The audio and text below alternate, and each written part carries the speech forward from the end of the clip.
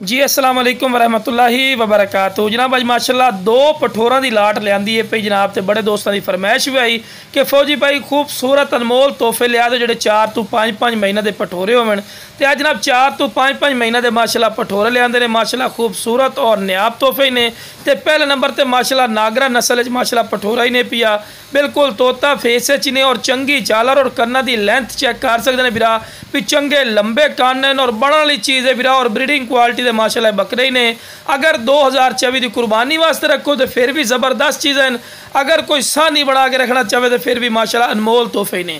तो लो वीरा चारा भी खवा के विखा रहे कि तुहानू अच्छी तरह इन्फॉर्मेशन होवे, और डबल हड्डी च ने और लंबी गर्दन दे विच और दोम बिल्कुल तीर वाली कर सीधी, बिल्कुल बराबर दा तला, कोई ऐसा पॉइंट नहीं जिहड़ा वीरा इन्हां दा कम होवे, और बिल्कुल वाइट अखां दे विच माशाल्लाह पठोरे पे। तो पैर बनने क्योंकि तुहानू वीडियो बना के चेक करवानी होंदी है।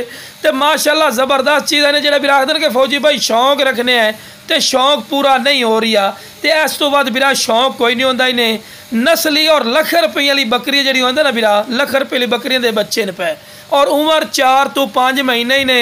और जनाब सानी पठोरे, तो सानी पठोरे की की खसीयत होंदी जे फोटवे नलों के विच चेक कर सकते हैं। फोटवे नलों का यह फायदा होंदा है कि जिहड़ी बकरी नूं क्रॉस कर सन भी चंगे दुध वाली बकरी बन सी। तो लो वीरा दूसरे नंबर पर आ गए ने, बिल्कुल वाइट अख है जिवें नगीना होंदा, और तोता फेस प्योर शेरा नस्ल, एनू आंदे शेरा नस्ल। तो भी जनाब फोटवे नलों के विच ने, और फोटवे नलों की खसीयत तुहानू दस चुका भी जिहड़ी बकरी नूं क्रॉस कर सन और चंगा वाना चड्डा बनी सी, तो चंगे सोहने हाइट कादे बन सन, और वो नस्ल है और ये क्वालिटी ऐसी है कि अगर अच्छी खुराक और अच्छी संभाल कर सो तो 100 kg तो अप वजन कर देन पे, अगर अच्छी संभाल भी कर सो।